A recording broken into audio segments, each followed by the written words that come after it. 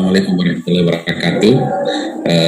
Kami sudah mendengarkan semua masukan dan informasi dari kabupaten. Yang pertama, terkait dengan surat edaran bersama gubernur dengan seluruh instansi yang terkait, termasuk dari kepolisian dan rem, kejaksaan dan Kabinda. Kami berharap di poin yang terakhir itu sudah ada instruksi. Jadi instruksi ini bukan dari Kementerian Agama saja, tapi instruksi bersama. Jadi dari gubernur untuk seluruh pemerintah daerah, dari Kakanwil untuk seluruh jajaran instansi Kementerian Agama, dan sudah ditindaklanjuti oleh Kakanwil dengan surat lagi bahwa seluruh ASN dan non ASN di lingkup wilayah lingkungan Kementerian Agama untuk mendukung sepenuhnya, tidak melanggar surat edaran Menteri Agama dan tidak memfasilitasi pelanggaran. Kemudian tentunya karena bertanda tangan juga Kapolda, maka mungkin diharapkan seluruh jajaran kepolisian yang ada di kabupaten juga dapat mengamankan kebijakan itu. Demikian pula dengan Kodim, karena ada Pak Dandim, Pak dari Danrem yang bertanda tangan, jadi diharapkan ke bawah juga seperti itu. Nah, ini regulasi yang telah dibuat dan menjadi harus dipedomani. Nah, terkait implementasi, saya kira kan masing-masing daerah punya pandangan sendiri-sendiri terkait dengan bagaimana mengimplementasikan. Tentunya mesti harus disertai dengan kebijakan, disertai dengan harus wise dalam melihat itu, karena untuk pelaksanaan aturan itu tidak selalu serta-merta kita menggunakan hitam putih. Meskipun aturan itu hitam putih, tapi dalam implementasinya mesti harus secara bijak. Ya, nanti tentunya seperti tadi, kalau misalnya tiba-tiba sudah berkumpul seperti apa, ya memang harus bijak melihatnya. Tetapi pada intinya pemerintah daerah, semua stakeholder yang terkait harus mengupayakan bahwa untuk zona merah dan zona orange itu mestinya tidak dilaksanakan. Bukan untuk kepentingan siapa-siapa, tapi untuk kepentingan masyarakat sendiri. Ya, tentu ini Kementerian Agama tidak punya kekuatan untuk bersifat memaksa, karena hukum itu ada dua macam, bersifat memaksa dan bisa mengatur. Kementerian Agama tidak punya kekuatan untuk memaksa.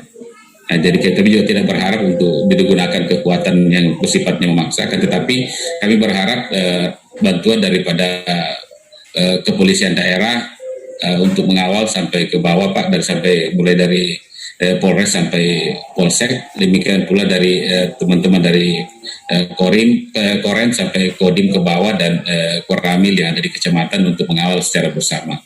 Dan memang untuk kabupaten-kabupaten yang lain memang agak riskan di Mamuju. Terus terang kita saksikan di dalam kota Mamuju ini hampir semua masjid, Pak, bersiap, Pak, untuk melaksanakan ini. Kita sudah keliling-keliling ini sudah, karena mereka juga tidak tahu, belum tersosialisasikan ke mereka itu zonasi yang ada di Kabupaten Mamuju. Yang mereka cuma baca itu boleh melaksanakan salat Idul Adha di zona, tapi mereka tidak tahu, karena ini kita juga keliling di Mamuju ini, sampai saat ini mereka juga belum paham terkait dengan zonasi di Kabupaten Mamuju. Jadi mohon kalau bisa per hari ini sudah harus bersosialisasi, karena besok sudah susah lagi kita mau sosialisasi kalau sampai besok untuk ini, karena mustahil kita bisa menjangkau sampai ke tempat kecamatan kalau tidak segera dilakukan sosialisasi. Nah, saya kira untuk benturan antara kepentingan yang ada di lapangan, ya misalnya pegawai Kementerian Agama tentunya bisa diatur dengan baik. Ya misalnya kalau imam, ya dicarikan imam yang bisa menjadi imamnya, karena sudah ada instruksi Pak Kanwil, Pak, untuk seluruh ASN Kemenak dan non ASN yang berada di lingkup Kemenak untuk tidak melakukan pelanggaran dan tidak memfasilitasi pelanggaran. Ya, ini mungkin bisa dilakukan pendekatan persuasif terkait dengan itu. Tidak mesti harus bentrokan, tidak mesti harus dengan cara yang keras, tapi mungkin bisa dilakukan dengan cara-cara persuasif. Misalnya kalau selama itu menjadi imam, mungkin bisa dicarikan dulu imam yang lain kalau memang itu. Tapi yang jelas jangan ikut melakukan pelanggaran dan fasilitasi pelanggaran. Saya kira itu dari saya. Nanti insya Allah mungkin dari Pak Kakanwil juga akan menyampaikan seperti apa yang harus dilakukan dalam rangka menghadapi situasi yang seperti sekarang ini. Assalamualaikum warahmatullahi wabarakatuh. Pada statement closing pada siang hari ini, alhamdulillah yang perlu kita bangun adalah sinergitas di antara kita. Semua stakeholder, Karena kenapa? Itu al-jama'atul barakah. Dengan kolaborasi sinergitas di antara kita, insya Allah akan membawa barakah kemajuan. Dan bagaimana Kakan Kemenak bisa bersinergi dengan Kapolres, Dandim, para kepala KUA bersinergi dengan Kapolsek dan Ramil, dan penyuluh agama bisa bersinergi dengan Binmas yang ada di setiap desa dan kelurahan. Kalau itu yang jalan, insya Allah kita bisa mengawal bagaimana pandemi COVID ini bisa kita redam, bisa kita hilangkan dengan niat yang suci. Kemudian yang kedua, tentu kita semua bagaimana bisa menyampaikan secara persuasif, sekaligus kita mengedukasi masyarakat umat dalam penanganan COVID ini. Dan kita berharap bagaimana seluruh kebijakan pemerintah, baik yang dikeluarkan oleh Kementerian Agama maupun yang dikeluarkan oleh Kementerian Dalam Negeri, semuanya bisa kita lakukan, laksanakan, dan kita implementasikan. Karena kenapa sekarang ini pandemi COVID semakin naik?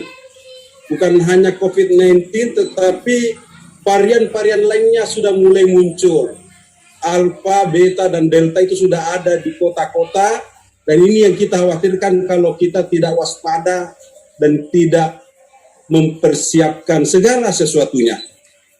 Kemudian yang ketiga, kita harapkan kepada kita semua untuk tetap kita waspada dengan berita-berita hoax yang berkaitan dengan COVID-19 ini. Ini juga yang sangat mengganggu dalam mensosialisasikan bagaimana menangani COVID-19 dan varian-varian lainnya. Yang kita harapkan, saya selaku Kakanwil, saya mohon kepada saudara-saudaraku, seluruh ASN, Kementerian Agama maupun para penyuluh agama, KUA, dan penyuluh non-PNS, mari kita dukung surat edaran Menteri Agama ini. Mari kita sukseskan dan kita kawal. Dan saya mohon jangan ada KUA yang memfasilitasi yang bisa menjadi pelanggaran terhadap surat edaran Menteri Agama. Itu barangkali harapan kami. Sekian, wassalamualaikum warahmatullahi wabarakatuh. Tadi yang terjadi di dalam diskusi yang pertama, kita harus menghilangkan paling tidak perbedaan kebijakan yang ada.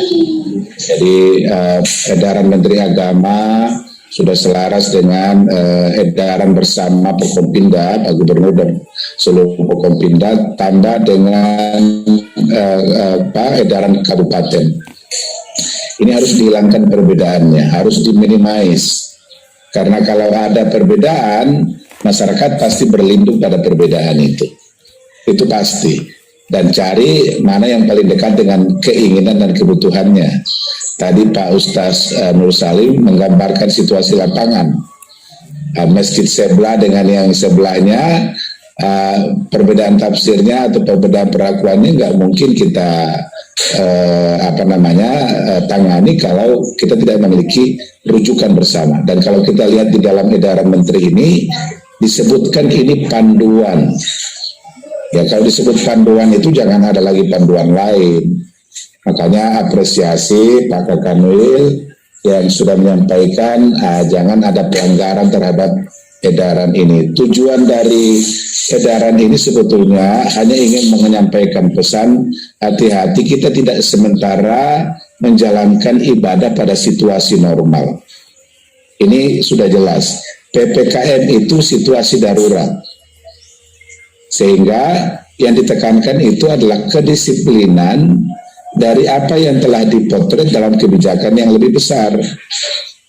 Jadi pemerintah itu insya Allah tidak ada pemerintah yang ingin mencarikan kira-kira lubang permasalahan bagi warga negaranya. Dan ini yang kita ingin tegakkan, Pak. Mohon maaf disebar, kita sudah cukup sekali lagi kebijakan ada. Nah, yang menarik tadi dari Pak Kadis Kominfo yang memberikan informasi mengenai perbedaan itu. Keluar edaran dari Pemda Mamuju dan kemungkinan ada multitafsir yang ada.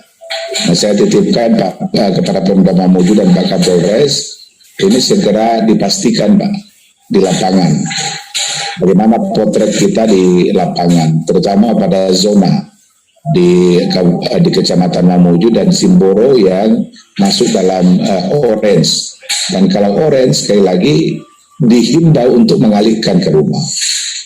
Dan kalau ditemukan ada kegiatan yang penyelenggaraannya di lapangan atau di masjid, ya tanpa ada persetujuan dari Pemda, termasuk di dalamnya juga COVID, ini harus dipertanggungjawabkan bersama. Jadi kita melakukan kegiatan itu dengan basis tanggung jawab. Itu yang pertama. Jadi mohon ini kerja keras kita satu hari besok, malam ini dan besok, karena lusa kita sudah lebaran. Nah, kerja kerasnya itu adalah memastikan tidak ada pelanggaran dari surat edaran ini, dan semua komponen harus bekerja keras untuk itu. Ini nggak main-main. Yang kedua, saya juga mengajak supaya tadi yang disampaikan kawan-kawan, kalau takbiran insya Allah bisa diamankan. Kalau salat itu bisa diamankan, tapi yang paling memiliki resiko itu adalah 3 hari tasyrik itu. Ya, pemotongan hewan kurban yang seperti selama ini kita saksikan selalu menjadi tempat yang sudah tidak mengindahkan protokol. Nah, ini yang perlu diawasi, yang sampai kita sukses 2 kegiatan yang dikhawatirkan, tetapi kita gagal yang paling terakhir itu. Saya kira itu yang saya ingin sampaikan. Sekali lagi, mari kita dukung edaran ini dengan sepenuh hati. Ya, jangan lagi ada yang setengah hati, karena kalau setengah hati gagal kita ini Pak mengawal ini. Ya. Yang kedua, komitmen. Komitmen itu artinya kita melakukan evaluasi pemantauan. Ya, dari awal mungkin masih sempat ada waktu malam ini sampai besok untuk memastikan masjid-masjid itu yang memang sudah bersiap untuk kita katakan tidak ada kegiatan sesuai dengan pemetaan yang ada. Ya, kalau kasus Polmas itu sudah lebih duluan keluar sebetulnya. Jadi kenapa tadi disampaikan bahwa dialihkan semua ke rumah, karena ya Polman luas dan kendalinya sangat sulit, sehingga diputuskan semua ke rumah. Bahwa ada di pegunungan yang zona hijau, ada di perkotaan yang zona merah, ya itulah keputusan Polman untuk menyamaratakan. Dan itu harus ditegakkan begitu keputusan itu keluar. Ya, jadi saya kira itu kira-kira tambahan dari saya, dan sekali lagi terima kasih atas partisipasinya semuanya. Saya titipkan kepada kawan-kawan Pak Kapolres, ya Pak Dandim di masing-masing daerah untuk ini membantu kawan-kawan yang frontliner di Kementerian Agama, para penyuluh KUA kita yang memang bekerja keras untuk membangun dialog dengan masyarakat itu, mohon diberikan dukungan dan bantuan. Saya kira itu semuanya yang hadir. Terima kasih Pak Ketua MUI, kawan-kawan dari PWNU Muhammadiyah, dan juga para ustaz ya balik, yang tentu saja ini juga merupakan pekerjaan tidak biasa ya, tapi kita harus katakan tadi ini kita berada dalam situasi darurat, tidak normal. Jadi perspektifnya, mindsetnya pada situasi tidak normal itu. Saya kira itu, dan dengan mengucapkan alhamdulillahirrahmanirrahim, forum sosialisasi surat edaran Menteri Agama dan juga surat edaran bersama Pemda Provinsi dan kawan-kawan kabupaten secara resmi saya nyatakan berakhir. Billahi taufiq wal hidayah. Assalamualaikum warahmatullahi wabarakatuh. Waalaikumsalam.